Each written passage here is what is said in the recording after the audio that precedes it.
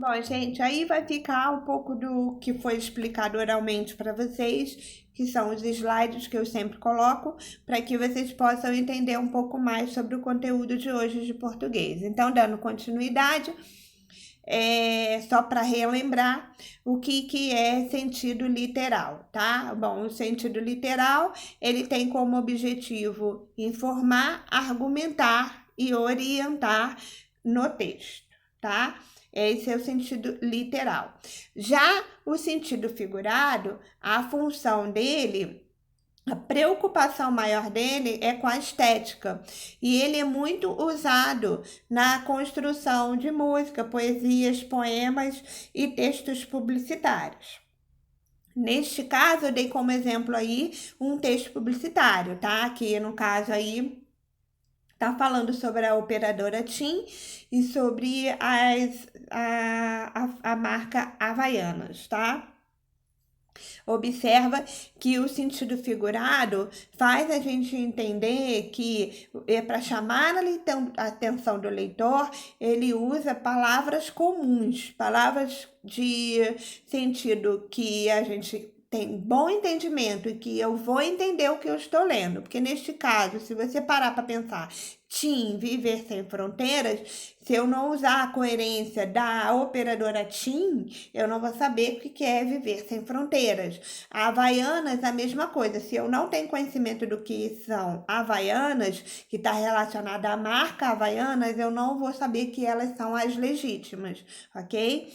Dando continuidade, relembrando que é sinônimo, significa semelhança e do sentido da palavra, ou seja, eu vou falar, quer dizer a mesma coisa, só que escrever de forma diferenciada.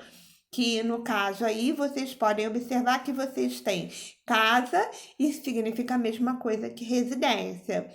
Então, sinônimo significa semelhança de sentido, significado da mesma palavra, tá? Ela vai estar de acordo com a frase. Eu posso tanto escrever quanto casa ou residência que eu vou querer dizer, eu vou estar dizendo a mesma coisa, tá? Já no caso dos antônimos, é o contrário de cada palavra, né? Então, o contrário, a controvérsia dessas palavras vai dizer que um é um e o outro é outro. Claro é claro e escuro é escuro, tá? Então, dando continuidade, é o que eu quero falar agora, que não deu para colocar no outro vídeo, é sobre o poema narrativo. A professora pediu para você escrever uma narração e você ficou um pouco perdido. Calma, não precisa ficar assim. A narração é um tipo de textual bastante popular, certamente o primeiro a entrar em nossas vidas. Afinal de contas, toda criança adora contos de fadas e histórias recheadas de personagens e acontecimentos, elementos capazes de nos transportar para o incrível universo da literatura. Esse é o primeiro contato que nós temos em pequeno, quando a gente está lá no G1, D2, Jardim, o que for. Vocês gostam de ouvir a professora contando esse primeiro texto, poema narrativo, que geralmente está cheio de aventuras, né?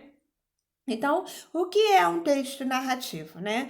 A redação narrativa é um tipo textual que tem como base um arranjo de sequência de ações, isto é, um arranjo dos fatos nos quais os personagens do enredo estão envolvidos.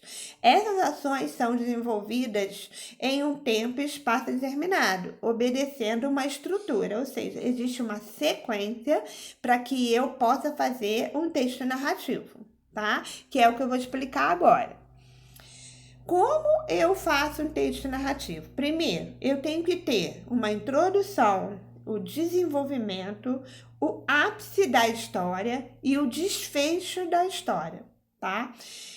Cada um deles tem a sua função. Que quando eu vou desenvolver cada um deles no texto narrativo, ele vai estar especificamente falando sobre aquela situação do texto, que é o que eu vou explicar. Bom, os três elementos básicos da narração são a introdução, o desenvolvimento e a conclusão. E agora eu vou explicar passo a passo. Na apresentação ou introdução, você deverá apresentar os personagens, tá? Ali, logo de cara, iniciou o texto narrativo, vocês vão apresentar os personagens, bem como suas características físicas e psicológicas, e situar o leitor no tempo, no espaço da narrativa. Nessa parte, pessoal, eu sugiro a vocês que quando vocês forem fazer uma narração, primeira coisa que eu faço é escrever o nome dos personagens. Eu vou usar 5 personagens na minha narrativa e já vou dizer como ele é. O Manuel vai ser magro, alto e vai ser o vilão da história. E também vou situar, ele pode ser velho e já ser de uma história antiga. Então, se eu vou fazer uma narrativa, a primeira coisa que eu faço, eu já rascunho os personagens e suas características, né? Tanto física quanto psicológica. Também já vou rascunhar que tipo de tempo eu vou escrever na minha narração. Qual tempo eu vou. Não, eu vou falar do passado. Não, eu vou falar do presente. Não, eu vou falar do futuro. Aí é com vocês. Eu sugiro que vocês já separem e já escrevam esse tipo de resumo para que vocês depois já desenrolem na história, tá? Então, primeira coisa a fazer. Selecionar os personagens com as suas características físicas e psicológicas. Após isso, vocês vão dizer que tempo vocês vão usar a sua narrativa, tá? Vocês podem colocar data, podem colocar século, podem colocar ano, tá? Podem dizer se o tempo é bom, se o tempo é ruim, se tá chuvoso, se tem sol. Aí é com vocês, tudo bem?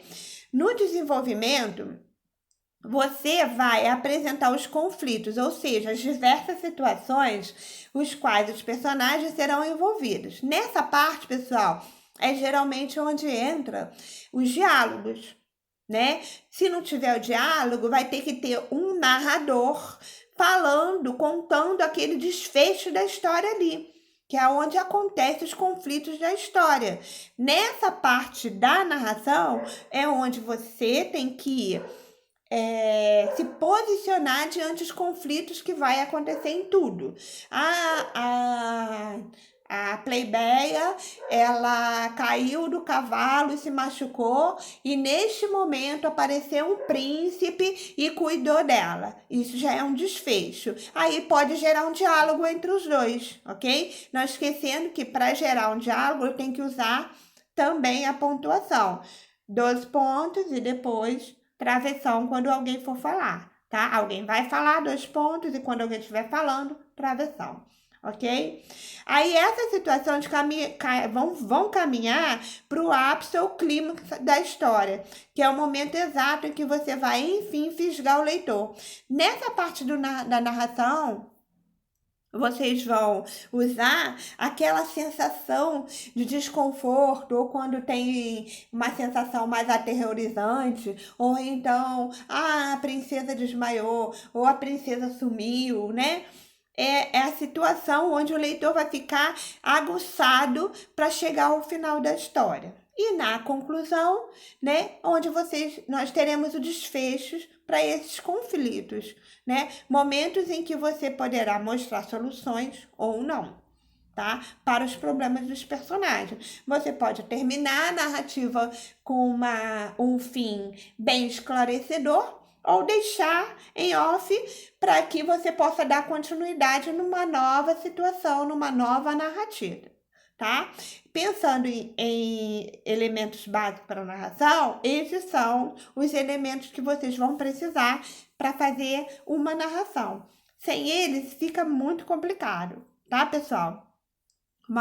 Um ótimo dia para vocês, bons estudos e até amanhã.